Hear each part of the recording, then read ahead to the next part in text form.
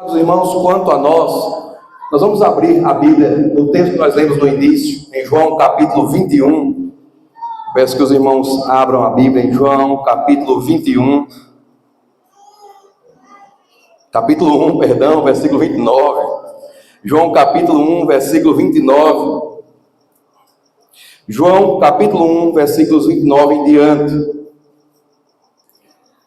João, capítulo 1, versículos 29 em diante.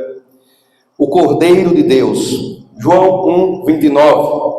No dia seguinte, vendo que Jesus vinha em sua direção, João disse: Eis o Cordeiro de Deus, que tira o pecado do mundo. Este é aquele a respeito de quem eu falava, quando disse: Depois de mim vem um homem que é mais importante do que eu, porque já existia antes de mim. Eu mesmo não o conhecia, mas vim batizando com água, a fim de que ele fosse manifestado a Israel. E João testemunhou, dizendo: Vi o Espírito Santo descer do céu como pomba e pousar sobre ele. Eu não o conhecia. Aquele, porém, que me enviou a batizar com água, me disse: Aquele sobre quem você viu descer e pousar o Espírito Santo, esse é o que batiza com o Espírito Santo. Pois eu mesmo vi, disse João, e dou testemunho de que Jesus é o Filho de Deus. Amém. Irmãos, como os irmãos podem ver muito bem, nós temos aqui uma das maiores afirmações sobre a obra de Jesus Cristo em todo o Novo Testamento. Em João 1,29, obrigado. João fala, meus amados irmãos, que João, o evangelista, que João, o Batista, olhou para Jesus e disse: Eis o Cordeiro de Deus que tira o pecado do mundo. Essa mensagem aqui é muito interessante para mim e para você, pois aqui está o resumo da obra de quem é Jesus Cristo. Aqui João Batista, meus amados irmãos, nos mostra qual é o ministério de Jesus, qual a missão de Jesus, qual é a essência de Jesus. E ele diz que Jesus é o Cordeiro de Deus que tira o pecado do mundo. Nós podemos ler a expressão tira o pecado como cobre ou remove. Essa linguagem era muito comum no Antigo Testamento. No Antigo Testamento, nós somos informados de que os animais eram sacrificados no antigo sistema sacrificial para simbolizar a morte de um inocente pelos culpados. E ele estava escrito, então, que simbolicamente esses sacrifícios cobriam, eles deixavam os pecados daquelas vítimas cobertos pelo sangue deles aos olhos de Deus, o Pai. Mas é claro que isso era simbolicamente. Semana passada eu preguei aqui em Hebreus, quarta-feira na verdade, eu preguei aqui em Hebreus, e eu mostrei para os irmãos isso, que o autor de Hebreus nos mostra que, na verdade, o sangue de touros e bodes do Antigo Testamento nunca removeu um pecado sequer. Os sacrifícios do Antigo Testamento, eles não são sacrifícios de remoção, são sacrifícios de recordação. O que é que isso quer dizer? Os sacrifícios do Antigo Testamento alimentavam na mente dos israelitas a expectativa de um Salvador, a expectativa de alguém que viria e derramaria o sangue para cobrir os pecados deles diante de Deus. O sacrifício de Jesus não é um sacrifício de recordação. O sacrifício de Jesus é de fato um sacrifício de expiação, é um sacrifício de remoção. O sacrifício de Cristo de fato remove os nossos pecados. Por isso que João olha para Jesus e fala: Eis o Cordeiro de Deus. Ele não identifica Jesus como sendo um dos sacrifícios do Antigo Testamento, mas ele fala: Eis o Cordeiro de Deus que tira o pecado do mundo. João Batista diz que Jesus é aquele que Deus o Pai enviou a este mundo para ser puro e perfeito, eterno sacrifício por mim e por você. João Batista diz que Jesus é um Cordeiro de Deus. O que ele quer dizer é: este é o Cordeiro providenciado por Deus. Há uma pergunta, meus amados irmãos, que foi feita há muitos séculos antes de Jesus, que ficou com certo suspense. Ela ficou suspensa no ar. Quando Abraão subiu o Monte Moriá ao lado do seu filho Isaque, ao chegar lá, os irmãos sabem que Deus pediu prova de fé e Abraão ia sacrificar o próprio filho Isaque. Mas Deus disse a ele: basta, eu já vi que você é obediente a mim. E então Isaque fez uma pergunta muito profunda. Ele perguntou: cadê o cordeiro para o sacrifício? Abraão, o pai dele, disse assim: Jeová Jireh, o Senhor proverá. E de fato, meus amados irmãos, anos depois, séculos depois, a pergunta de Isaque está com resposta clara agora. Isaque perguntou: cadê o cordeiro para o holocausto? João Batista diz: ali está. Eis ali o cordeiro para o holocausto. Eis ali o cordeiro enviado por Deus que tira o pecado do mundo. Então vamos por partes. Primeiro, Jesus é um cordeiro. Ele é um sacrifício. Ele é o puro sacrifício que o Pai recebe pelos nossos pecados. Ninguém pode ser salvo pelas boas obras, pela bondade, pela religião. É preciso algo maior que nos cubra. As nossas boas obras são como roupa curta, não podem cobrir o nosso corpo. As nossas bondades, que eu não sei quais são, mas o povo insiste em dizer que nós temos, as nossas bondades também são insuficientes. A nossa religiosidade, vixe, se fôssemos salvos pela religiosidade nossa, obediência, nós estaríamos perdidos há muitos séculos já na condenação. Portanto, a Bíblia nos mostra que tudo nesse mundo aqui é insuficiente para cobrir os nossos pecados diante de Deus. Mas o sacrifício de Jesus é suficiente, é poderoso para cobrir os nossos pecados junto ao Pai. É por isso que os olhos do Pai não são mais olhos de condenação para mim e para você. Quando Deus o Pai olha para mim e para você, Ele não nos vê mais em nossos pecados e rebeldia. Quando Deus o Pai olha para mim e para você, Ele vê um sacrifício sobre nós. Ele vê um sacrifício por cima de nós. Ele vê um sacrifício nos cobrindo. Então Deus o Pai não vê mais nossa pecaminosidade. Deus o Pai vê Jesus sobre nós. Ele vê o Filho em nós. E o Filho é o prazer do Pai. Onde o Filho está, o prazer do Pai está. E se o Filho está em você, o prazer do Pai está em você. E não mais a punição do Pai está sobre você. Se Cristo está em mim e em você, o Pai olha para mim e para você agora com os olhos que recebem um novo olhar. Ou seja, os olhos de Deus o Pai estão sobre nós, mas não tem mais uma vista horrorosa de pecados nossos diante dele, mas agora Jesus Cristo está sobre nós, cobrindo todos os nossos pecados, acobertando tudo aquilo que você e eu fizemos de pecaminoso. Ou seja, o sacrifício de Cristo é um sacrifício que cobre ou que remove. Essa linguagem de cobrir e remover, ela é muito comum, como eu disse aqui, no Antigo Testamento. Os sacrifícios do Antigo Testamento nos mostravam que era preciso que houvesse uma cobertura e uma remoção. Ou seja, os nossos pecados têm que ser de fato punidos em alguém externo a nós, e o sacrifício dessa pessoa deve nos cobrir diante do Pai. Encontramos isso claramente em Jesus Cristo. Ele carregou os nossos pecados sobre ele, e ele nos cobre diante do Pai, de modo que o Pai não vê mais nossa rebeldia, mas o Pai agora vê o próprio Filho dele. Os óculos do Pai para olhar para mim, para você, se chama Jesus. É por isso que nós não somos condenados, porque aqueles que estão em Cristo, diz a Bíblia, não há mais nenhuma condenação para eles. Quem está em Cristo, em todos os seus pecados cobertos e removidos, todos os nossos pecados foram perdoados, porque Jesus é um cordeiro. O sangue dele cobre, o sangue dele lava, o sangue dele remove, o sangue dele está sobre nós, entre nós e Deus o Pai. Nós somos culpados. O Pai é santo e justo. Como que nós pecadores então vamos nos aproximar de um Deus tão justo quanto o nosso Pai? Como que você e eu, com tantos pecados na alma, na mente, vamos nos aproximar de um Deus que a Bíblia diz que os anjos são impuros diante dele, diz que os céus são impuros diante dele? Deus é tão puro de olhos, diz a Bíblia, que ele não pode nem contemplar o mal. Como que você e eu então vamos nos aproximar de um Deus tão santo assim? Há uma cobertura sobre os nossos pecados. O Pai olha dos céus e Ele vê algo ou alguém sobre mim, sobre você. Ele vê alguém nos cobrindo, e esse alguém é o Filho dele, que Ele mesmo, o Pai, enviou ao mundo por mim e por você. O nome dele é Jesus, e a figura de linguagem para Ele é Cordeiro. Ele é um Cordeiro, Ele é um sacrifício. Ele foi entregue ao Pai por livre e espontânea vontade. Ele entregou a si mesmo. Se Jesus Cristo tivesse entregado um outro sacrifício, mesmo sendo Jesus entregando, não seria aceito, porque o sangue do sacrifício estaria maculado pelo pecado. Foi preciso que o sangue dele mesmo, Jesus, um sangue imaculado, fosse derramado por mim e por você. Você custa caro, nós custamos caro, esta igreja aqui custa caro.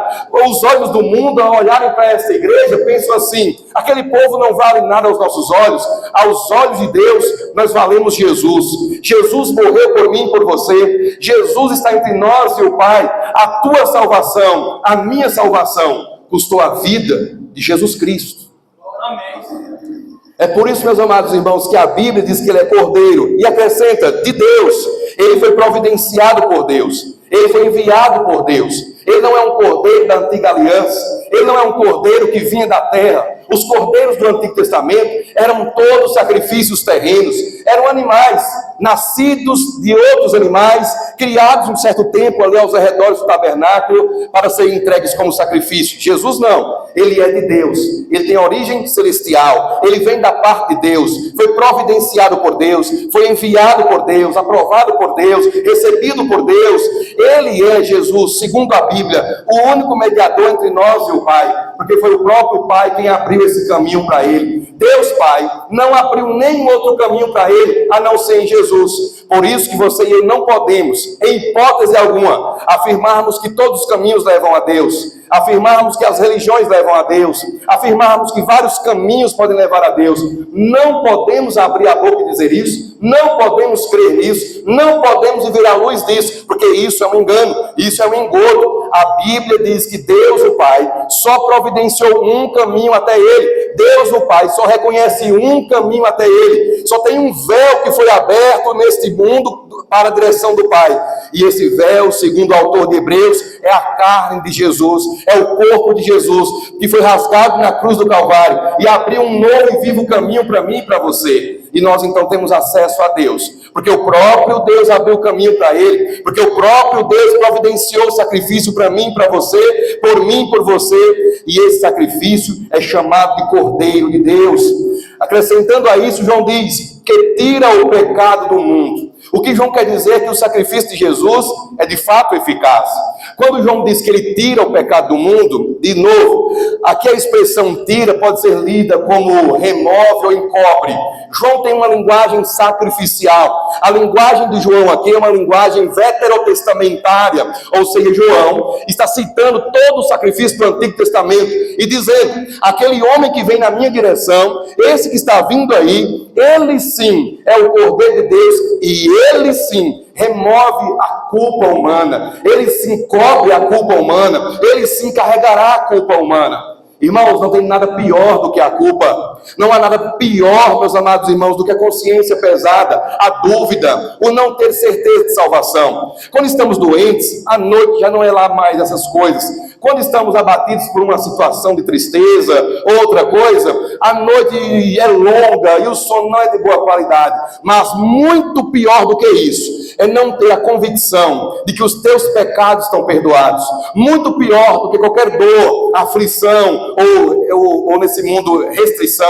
Nada pior muito pior do que isso é não ter os pecados perdoados, é não ter a culpa removida. Veja bem, eu não estou falando de uma sensação de culpa removida, porque algumas pessoas podem entrar num período de torpor espiritual, elas podem entrar num período de negligência com as coisas de Deus, e elas ficam tão insensíveis, mas tão mortas em seus pecados, que elas não sentem mais quão terrível é o pecado. Elas pecam assim livremente, elas pecam e deitam e rolam, como se diz, né? Elas ficam à vontade do pecado.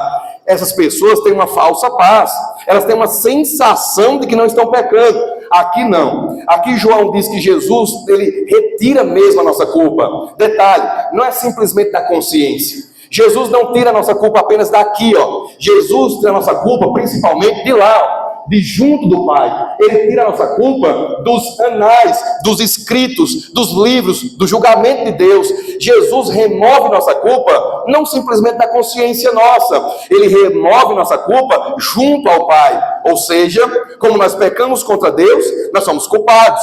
E como se remover então essa culpa diante de Deus? Somente Jesus Cristo pode fazer isso. João diz que Jesus cobre a nossa culpa, remove a nossa culpa. Não tem mais culpa, não tem mais condenação, não tem mais como Deus o Pai nos punir, porque em Jesus nossos pecados são perdoados, a nossa culpa é removida e nenhuma condenação há mais para mim e para você, só vida eterna, perdão de pecados, convicção de salvação, comunhão com Deus. É isso que Jesus Cristo faz por mim e por você. Ele morreu na cruz para remover os nossos pecados. Ele subiu aos céus e agora está ao lado do Pai. E a Bíblia diz que ele faz um ministério de intercessão. Ele intercede por nós junto ao Pai. O que é que isso quer dizer? Ele é o sacrifício mediador, eterno entre nós e o Pai. Não quer dizer que Jesus fica orando ao Pai dia e noite. Não é isso. Intercessor é muito mais do que uma simples oração. Intercessor quer dizer que se Jesus sair dali um minuto, você e eu estamos condenados. Intercessor quer dizer que Jesus está continuamente junto ao Pai. Então o Pai não nos condena, porque o Pai tem diante dele, ele tem aqui ao lado dele, ao lado direito dele, um puro sacrifício.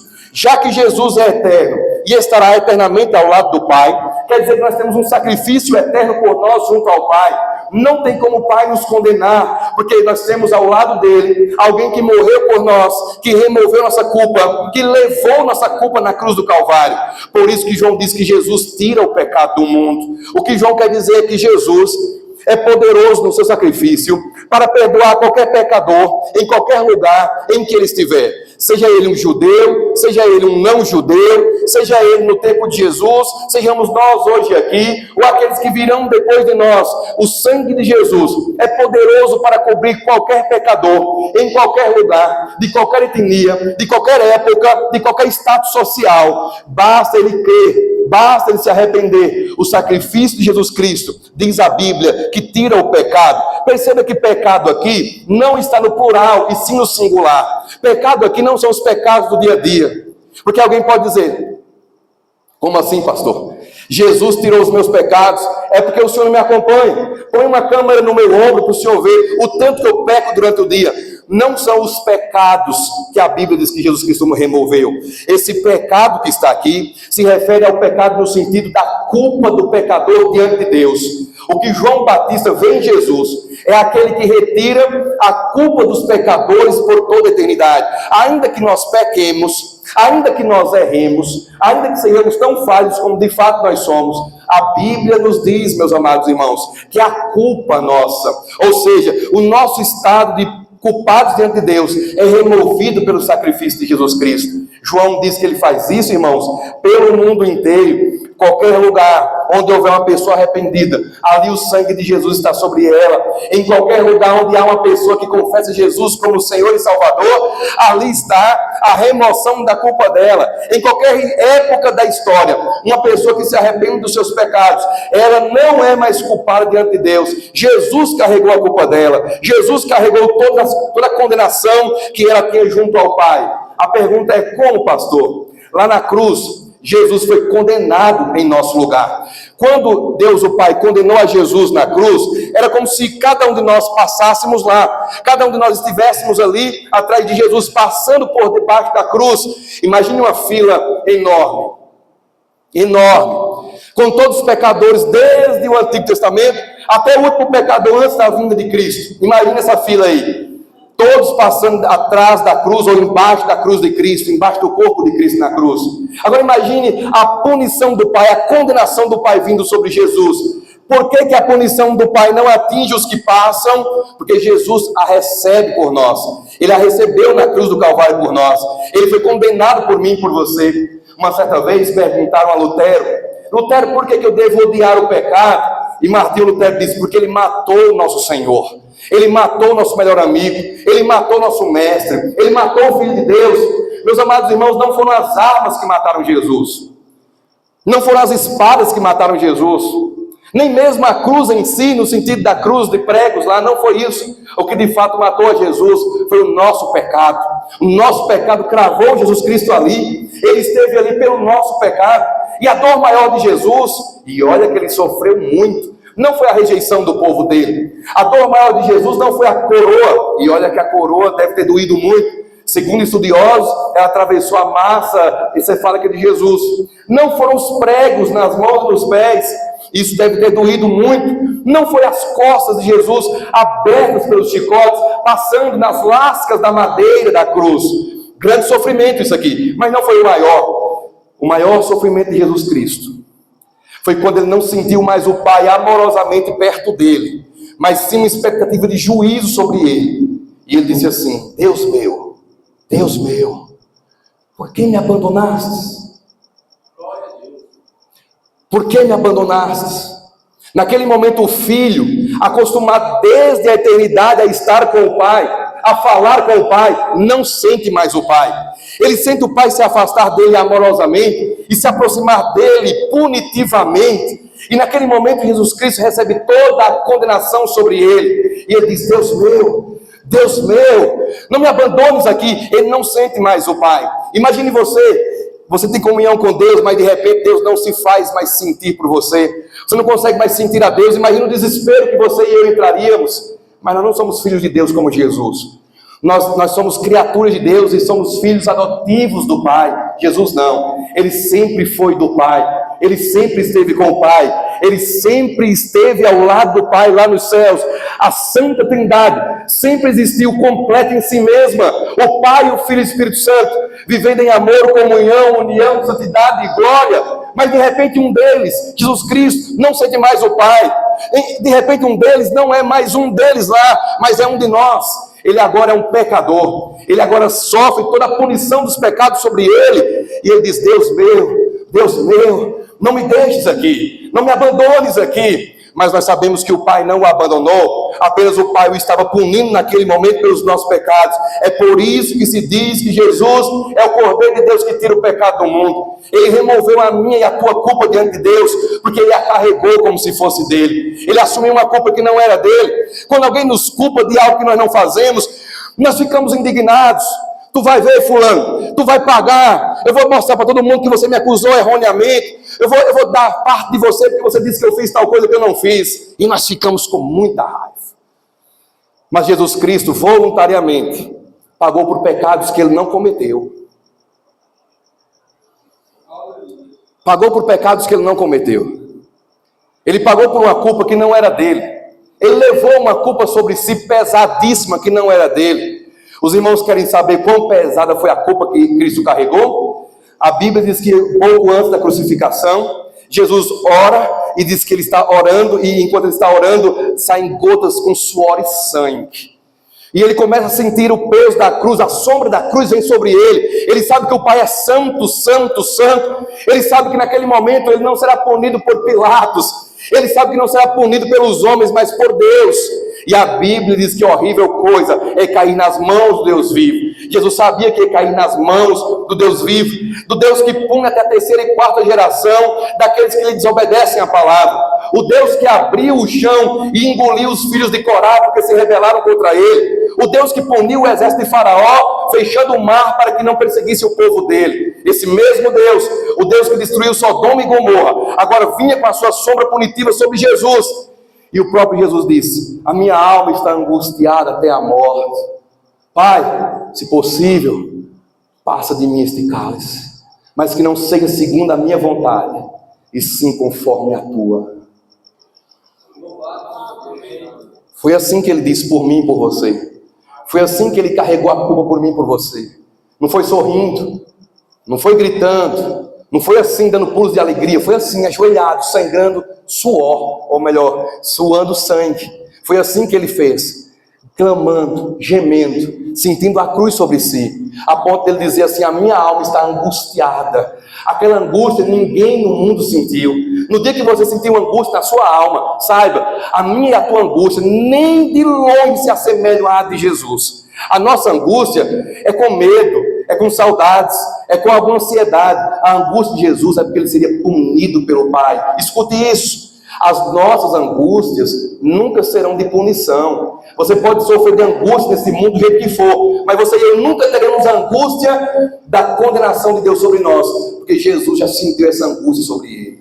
Ele já carregou a angústia da punição do Pai sobre ele. E nenhum de nós mais um dia sentiremos a angústia da punição, porque Jesus já sentiu por nós. Amém.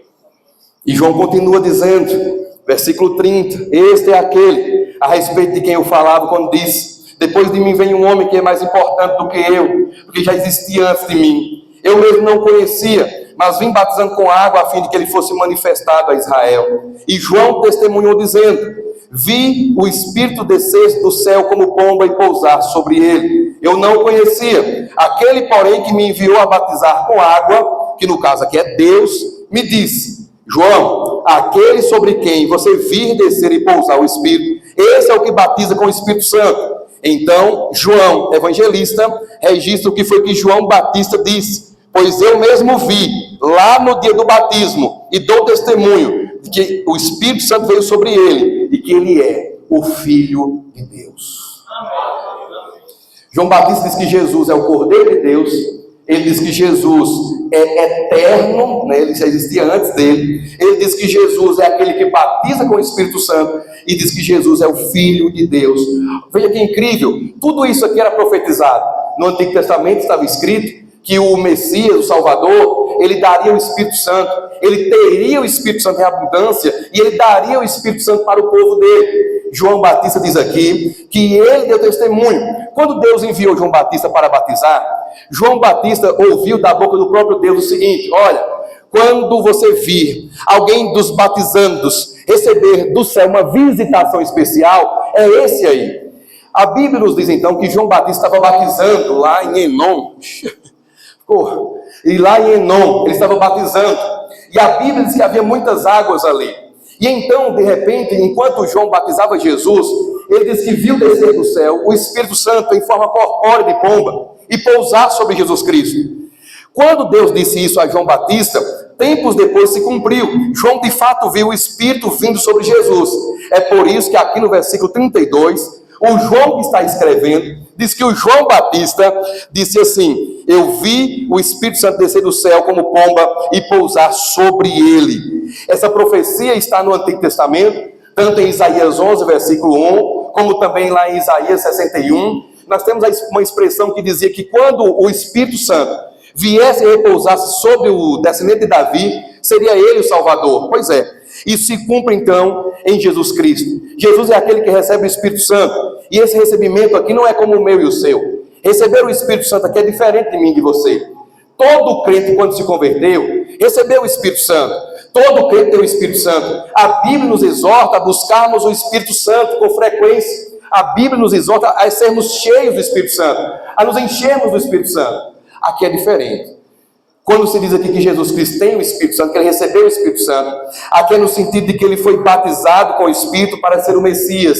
O Espírito Santo de Deus veio sobre ele, o distinguindo, ou separando os pecadores presentes ali, apontando para aqueles pecadores presentes e para o próprio João Batista, quem era o Messias. E então, quando o Espírito vem sobre Jesus e pousa sobre ele no dia do batismo, ali começa o ministério público de Jesus.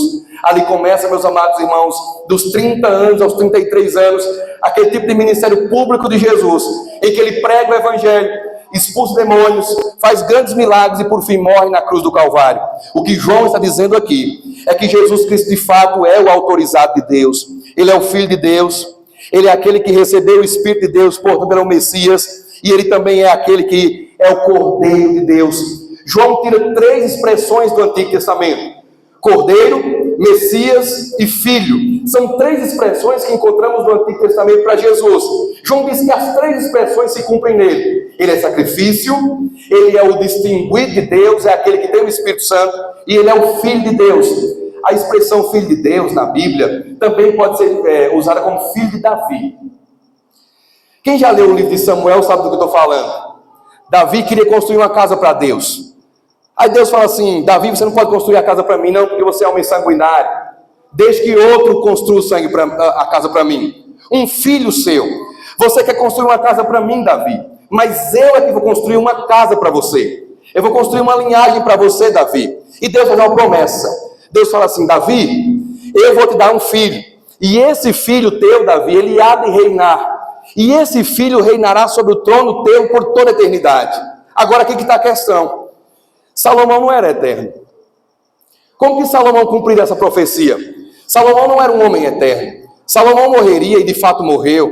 E agora quem cumprirá a promessa que Deus fez a Davi, de que um filho dele se assentaria no trono e reinaria poderosamente por toda a eternidade? A expressão filho de Davi é o mesmo que filho de Deus no Antigo Testamento. João está dizendo que Jesus é o Filho de Deus, ou seja, é aquele que foi gerado por Deus, ungido por Deus para ser o rei na terra, mas também quer dizer que ele é o descendente do rei Davi.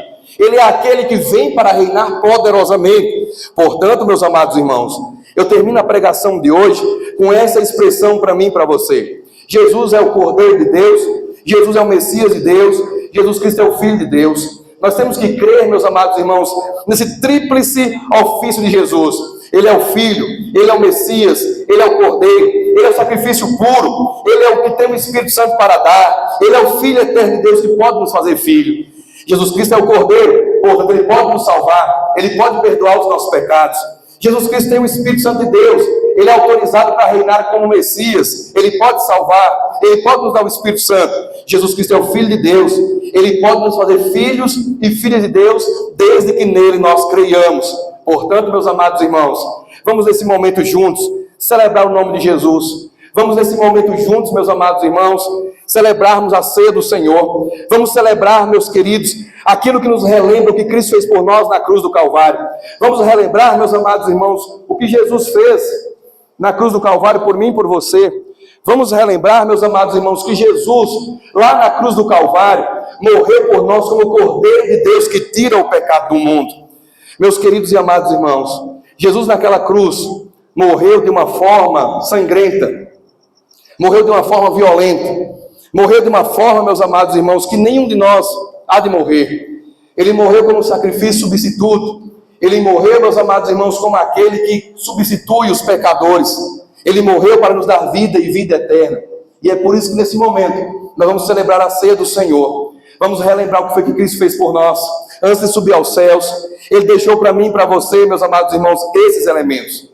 Ele deixou o pão, simbolizando o corpo dele, e deixou também o suco de uva ou vinho, como você queira chamar, para substituir o sangue dele, ou simbolizar o sangue dele. Ele deixou os elementos da morte sacrificial dele, da morte expiatória dele. Ele não deixou a imagem do berço, ele não deixou a imagem das sandálias, ele deixou a imagem do corpo dele, do corpo dado na cruz por mim e por você. Ele é o Cordeiro de Deus, ele é o sacrifício de Deus que tira o pecado do mundo. E é por isso que nesse momento, todos juntos vamos relembrar, porque é aqui, meus irmãos, é aqui que está a base da nossa salvação. O que seria de nós?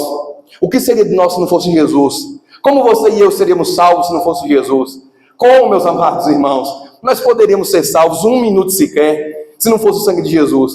Nós erramos todos os dias, nós pecamos a todos os momentos, nós erramos, meus amados irmãos, o dia todo, a semana toda, o mês inteiro, o ano inteiro. Nós não temos condições de nos salvarmos. Não tem como nós obedecermos a Deus e merecermos salvação.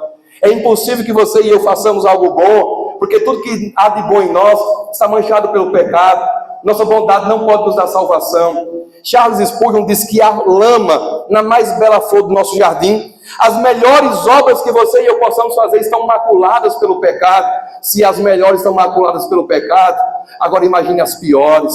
Ninguém pode se salvar, ninguém pode entregar salvação a outrem, ninguém pode alcançar salvação, ninguém pode merecer salvação. Tudo isso nos vem, irmãos, por meio do sacrifício de Jesus, o sacrifício sangrento dele na cruz do Calvário, por mim, por você, suportando o meu e o teu pecado, suportando a condenação do Pai sobre si. A você que não é crente ainda, entregue tua vida a Jesus, desista, baixe as armas.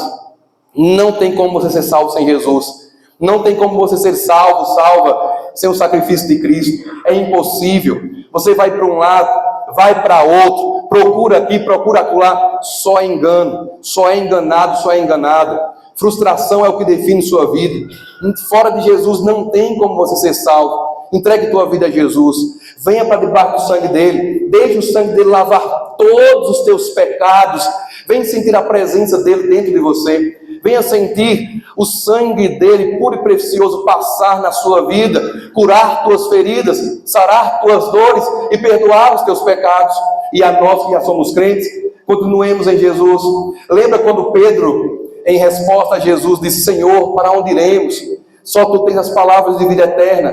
Meus amados irmãos, nós aqui dessa igreja e os crentes do mundo inteiro, sem Jesus, nós não somos nada e ninguém, a não ser pecadores perdidos, limitados e condenados. Nós precisamos dele, precisamos continuamente, precisamos desesperadamente, precisamos eternamente de Jesus Cristo para a nossa eterna salvação. Amém. Então vamos nesse momento, irmãos, celebrar a ceia do Senhor. Eu convido aqui, meu diácono hoje está na mídia. Tem outro para te auxiliar? Tem outro? Pode chamar o outro e vir, por favor. Mas o outro substituirá na mídia ou aqui? Eu não entendi.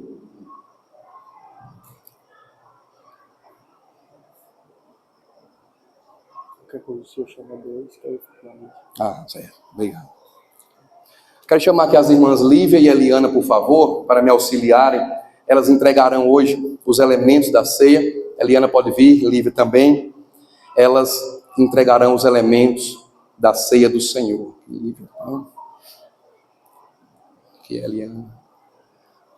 Elas serão hoje diáconos in loco. Elas serão, não, ad hoc, né? É um termo que fala de substituição. Ou seja, elas substituirão os diáconos. Agora eu quero saber quem foi que colocou o diácono na mídia no dia da ceia. É coisa de pastor, não é? É só sendo pastor mesmo para fazer isso. Colocar o diácono na mídia no dia da ceia. Mas graças a Deus as irmãs estão aqui para entregarem os elementos da ceia do Senhor. Enquanto nós cantamos, as irmãs entregarão os elementos. E eu peço que todos fiquem de pé, aqueles que puderem nesse momento, em nome de Jesus.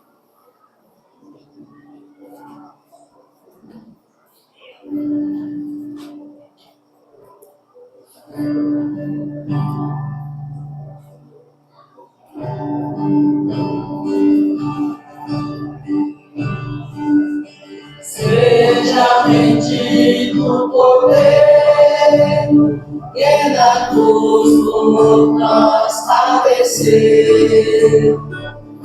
Seja bendito o seu sangue que por nós pecadores verteu. Neste sangue lavados, com roupas que não alcançaram, os pecadores remidos, que perante seu Deus hoje estão. Algo mais que a neve, algo mais que a neve, sim, neste sangue lavado, mais alto que a neve serei. São espinhosa coroa em Jesus por nosso botou. Tornam profundas as chagas e nos provam o quanto Ele amou. Eis nessas chagas pureza para o mais toque pecador, pois que mais altos que a neve, o teu sangue nos torna, Senhor. Algo mais que a neve, algo mais que a neve, sim, neste sangue lavado, mais altos que a neve serei. E nós a ti confessamos e seguimos na tua luz. Tu não somente perdoas, purificas também, ó Jesus. Se todo pecado, que maravilhas desse amor, pois que mais altos que a neve, o teu sangue nos torna, Senhor. Algo mais que a neve, algo mais que a neve, sim, nesse sangue lavado, mais alto que a neve serei. Algo mais que a neve, algo mais que a neve, sim, este sangue lavado, mais alto que a neve serei. Amém.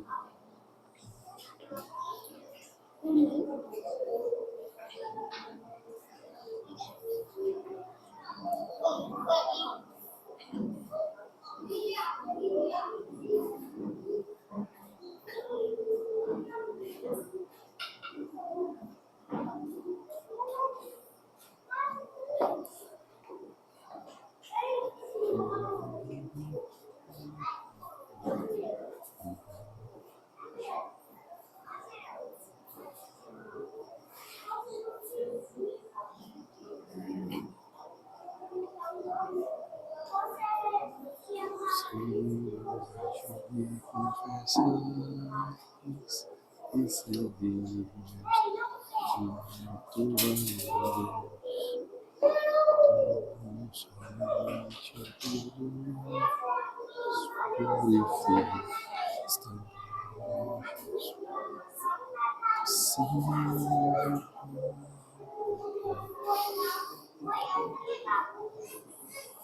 Faltou só a casa que tava com as crianças. faltou Cássio.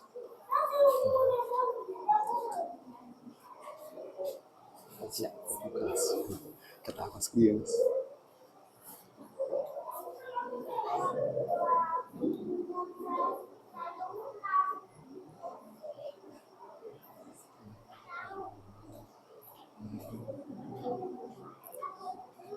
Nada.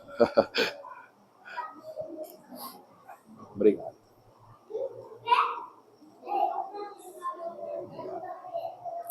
Então, nesse momento, vamos participar da mesa do Senhor, vamos partir o pão juntos. A Bíblia diz em 1 Coríntios 11, 23 o seguinte: porque eu recebi do Senhor Jesus o que também lhes entreguei, que o Senhor Jesus, na noite em que foi traído, pegou um pão e, tendo dado graças, o partiu e disse: isto é o meu corpo que é dado por vocês, façam isto em memória de mim. Então, nesse momento, irmãos, em memória do corpo de Cristo pendurado na cruz do Calvário, do corpo que foi surrado e que suportou os nossos pecados no madeiro, em memória do corpo de Cristo, comamos todos com calma e pela fé.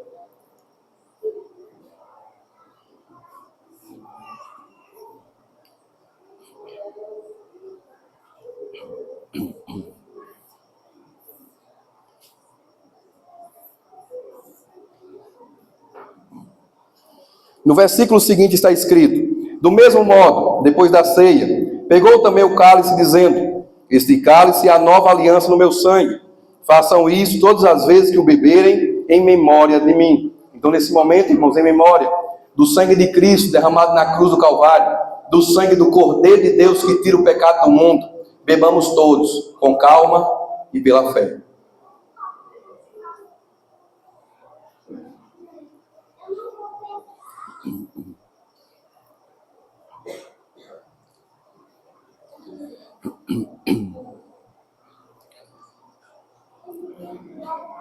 Amém.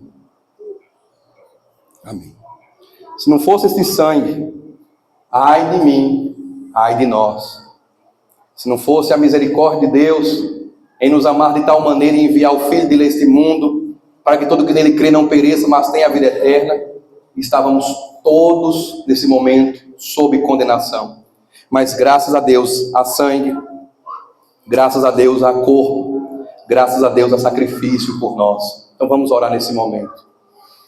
Ó Senhor Deus e Pai Todo-Poderoso, louvado seja o Senhor no céu e na terra. Ó Deus, obrigado pelo Teu amor para conosco. Obrigado, ó Deus, porque o Senhor nos amou de tal maneira que deu o Teu único Filho para que todo que nele crê não pereça, mas tenha a vida eterna. Ó Deus querido, muito obrigado porque há sacrifício por nós. Obrigado, ó Deus, porque há sangue em nosso lugar. Obrigado, ó Deus Todo-Poderoso, porque o Senhor providenciou uma salvação eterna para cada um daqueles que creem. O que seria de nós, ó Pai, sem o Teu Filho? Onde estaríamos? Quem éramos? Quem seríamos? Se não fosse Jesus Cristo sobre nós, levando nossa culpa, removendo nossa culpa, levando os nossos pecados naquela cruz de dor e vergonha. Ó Pai, muito obrigado porque o Senhor não poupou o Teu próprio Filho, antes por todos nós o entregou. Se porventura há alguém aqui hoje, ó Pai, que não se entregou ainda ao Teu Filho, que se entregue, que o Teu Espírito Santo mova o coração dele ou dela para que corra até os pés de Cristo, para que se ajoelhem diante do Cristo, porque só há nele salvação. Que olhem para Ele, que descansem nele, que creiam nele como Senhor e Salvador. E a nós, ó Deus, que já estamos em Cristo pela Tua graça, nos ajude, ó Pai, a permanecermos no Senhor. Nos ajude, ó Pai, a continuarmos em Cristo. Pois como disse o apóstolo Pedro, para onde iremos nós? Só o Teu Filho tem palavras de vida eterna, ó Pai. Nos ajude, ó Pai, a permanecermos no Teu Filho, a amarmos somente a Ele, seguirmos somente a Ele, sermos fiéis somente a Ele, e que nele descansemos para a nossa eterna salvação. Ó Pai, muito obrigado mais uma vez pelo sacrifício do Senhor que tira o pecado do mundo. Em nome dele, amém, amém. Vamos juntos nesse momento cantar ao Senhor. Irmã Lívia pode sentar. Muito obrigado, irmã Lívia, pelo apoio. E a irmã Eliana recolherá os elementos nesse momento, os recipientes nesse momento. Está desligado, está desligado.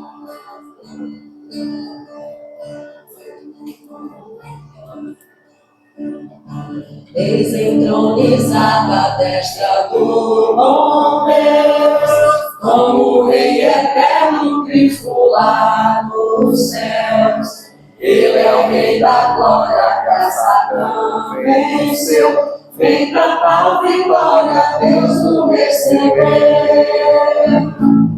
Pela sua graça, pelo seu amor, seja dado a Cristo e ao louvor. Veio resgatar-nos pela sua cruz, quer apresentar-nos em celeste luz. Pela sua morte, pelo seu sofrer, o inimigo nunca poderá vencer. Pela sua graça, pelo seu amor, seja dada a Cristo cor e ao louvor. Mas o seu serviço continua ali, poderá valer-nos entretanto aqui. Por nós advogando com o Pai está, Ele nos ajuda e sempre ajudará.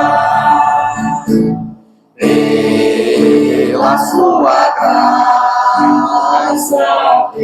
Muito obrigado. seu amor, seja dado a Cristo cor e ao louvor. Amém, Senhor.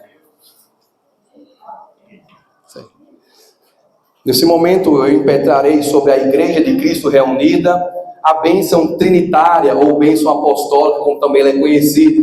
Então eu peço que você, pela fé, receba essa bênção que será colocada sobre você, que é, segundo a Bíblia, em nome do próprio Deus Trino. Então eu peço que você receba pela fé. Que o amor de Deus, o nosso Pai, a graça de nosso Senhor e Salvador Jesus Cristo e a comunhão do Espírito Santo estejam com todo o povo de Deus em toda a face da terra, e todos digam amém. Amém. Louvado